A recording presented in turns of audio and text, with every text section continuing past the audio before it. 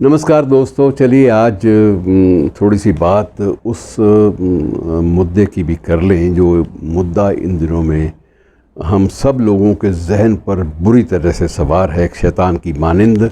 और वो मुद्दा है ऑक्सीजन का, कि ऑक्सीजन के नाम पर मित्रों क्या नहीं हो रहा हमारे देश में। हम लोग रोज़ देखते हैं कि एक तरफ इंसानी जज्बे वाले लोग अपने खर्च पर ऑक्सीजन को मुहैया कराने की कोशिश में लगे हैं अनजान लोगों के लिए, और एक तरफ वो हैं जो इसको ऑक्सीजन के सिलेंडर जो हैं वो ब्लैक में बेच रहे हैं।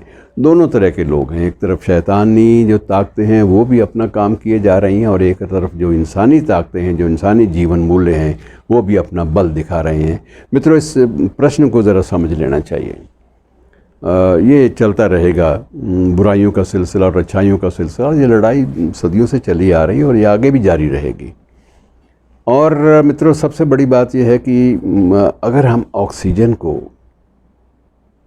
वाकई अपनी नस्ल के लिए काफ़ी मात्रा में प्राप्त किए रहना चाहते हैं तो उसका एक तरीका है जो वैज्ञानिकों ने निकाला है। ये तरीका मेरा और आपका नहीं है, या किसी पंडित या किसी मौला या मौलवी का दिया हुआ नहीं है, किसी पोंगा पंडित का दिया हुआ भी नहीं है। ये एक वैज्ञानिक तथ्य है कि अगर इंसान को अपने लिए ऑक्सीजन चाहिए तो उसको अपनी ज़िंदगी में 7 पेड़ कम से कम ज़रूर लगा देने चाहिए। 7 पेड़ का मित्रों इतना ज़्यादा महत्व है कि 7 पेड़ जितनी ऑक्सीजन पैदा करते हैं वो न केवल आप, बल्कि आपको ज़रूरत ना पड़े तो आपके किसी आस पड़ोस के काम आ सकते हैं। और आप बाकायदा अपने आप में एक क्लेम भी अपने मन को समझाने के लिए कर सकते हैं कि यार, आज मेरे लगाए हुए पेड़ों से जो पैदा हुई ऑक्सीजन वो दूसरों के भी काम आई। औसतन मित्रों 7 पेड़ जो हैं एक आदमी के हिस्से में आते हैं, और ये 7 पेड़ इतनी लंबी ज़िंदगी में हम बहुत फजूल भी काम करते हैं, बड़े बेतुके काम भी हम करते हैं। तो ये 7 पेड़ों को लगाने से क्या होगा? इससे कोई ऐसा नहीं है कि कहर टूट पड़ेगा या हम पर कोई बहुत ज़्यादा हमें खर्च करना पड़ेगा, कोई पूंजी का निवेश लंबा चौड़ा नहीं करना पड़ेगा। और ऐसा भी नहीं है कि पेड़ कहाँ लगाएं। पेड़ आप कहीं भी लगा दीजिए, जहाँ खाली जगह मिलती है वहाँ लगा दीजिए। लेकिन एक बात का ध्यान रखिए कि अगर आपके आसपास जहाँ भी आप पेड़ लगाते हैं तो साल 2 साल वो पेड़ आपसे उम्मीद करते हैं कि आप उनकी देखभाल भी कर लें और नज़र डाल लें उनके ऊपर कि थोड़ा सा पानी उनको देना है, या कहीं कोई पत्तियाँ जो हैं वो ज़्यादा सूख रही हैं उनको अलग करना है। थोड़ी सी सफाई जो है, 7 पेड़ों की सफाई क्या होती है मित्रों? 7 मिनट का भी काम नहीं है।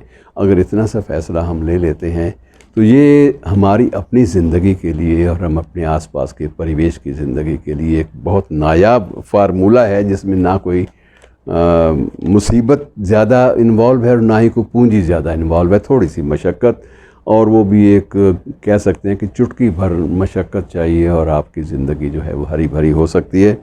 मित्रों, बहुत सारे ऐसे पेड़ पौधे हैं जिनका ज़िक्र हम कर लें तो अच्छा है। जैसे पीपल है। पीपल माना ये जाता है कि सबसे अच्छा पेड़ ये है जो ऑक्सीजन छोड़ता है और कार्बन को खींचता है। और एक ही ऐसा पेड़ है जो रात को भी ऑक्सीजन छोड़ता है।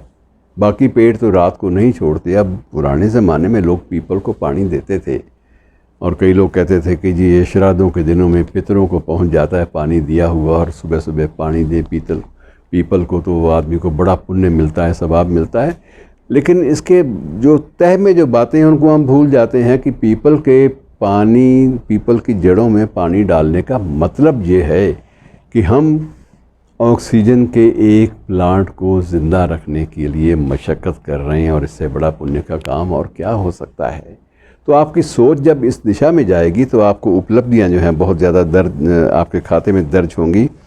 इसी तरह से 30% ऑक्सीजन जो है देता है बांस का पेड़, और बांस का पेड़ भी कोई ख़ास अहमियत नहीं रखता। उसमें भी ऐसा नहीं है कि बहुत मशक्क़त करनी पड़ती है, या बहुत उसकी देखभाल, या बहुत उसकी खुरपी लेकर उसको खोदना पड़ता है उसके आसपास की ज़मीन को ज़रखेज़ बनाने के लिए।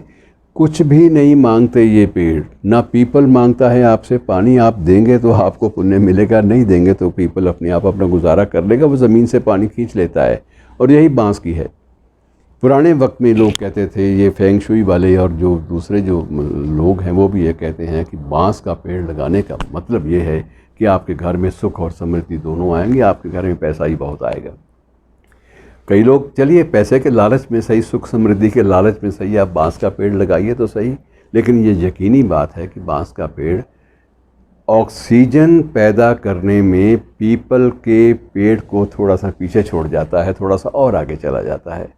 तो ये भी एक हकीकत है मित्रों कि पीपल के पेड़ को अब भी जलाया नहीं जाता। पीपल के पेड़ से इमारती जो लकड़ी का काम नहीं लिया जाता, उससे कोई ये नहीं कि ये दरवाज़े बना लो, ऐसी बातें भी कम होती हैं अपेक्षाकृत, क्योंकि ये माना जाता है कि इस पेड़ को काटना जो है जहाँ तक हो सके उससे बचना चाहिए। अब इसी तरह से कुछ बहुत सारे पेड़ और भी हैं, पेड़ पौधे हैं जो सिर्फ ऑक्सीजन देते हैं। इनमें नीम जो है सबसे ज़्यादा, ये माना जाता है कि सबसे बड़ा एंटीसेप्टिक नीम है। और आजकल तो नीम के पेड़ों के पत्ते लोगों ने खींच खींच के बुरे हाल कर दिए हैं काढ़े बनाकर, क्योंकि वो कहते हैं कि नीम का जो काढ़ा पीता है, जो नीम की जो कड़वाहट है उसकी ज़िंदगी का सारा जो जहर है उसको सोख लेती है। और नीम जो है ऑक्सीजन के मामले भी मित्रों उसी श्रेणी में है जिसमें पीपल और बांस है। और इसी तरीके से कुछ एक और भी पेड़ हैं जिनका जिक्र मैं करना चाहूँगा। बरगद जितनी ऑक्सीजन देता है वो सिर्फ आपको पनाह नहीं देता, आपके लिए पनाहगाह नहीं। आप बरगद की साया में बैठकर बहुत सारा ज्ञान अर्जित करते हैं। गौतम बुद्ध को तो जितना भी ज्ञान मिला, कैवल्य ज्ञान जिसे बोलते हैं आप, गौतम बुद्ध को जो ज्ञान मिला वो बरगद के नीचे बैठकर तप करने से मिला था।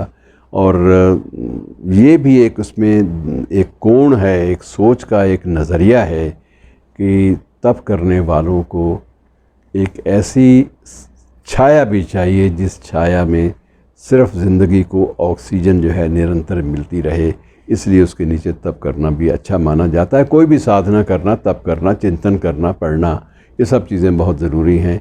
और ये जो पेड़ हैं मित्रों ये अद्भुत हैं, और ज़िंदगी में ऐसे अगर 7 पेड़ लगा लेंगे तो आपको बहुत पुण्य मिलेगा। शुक्रिया।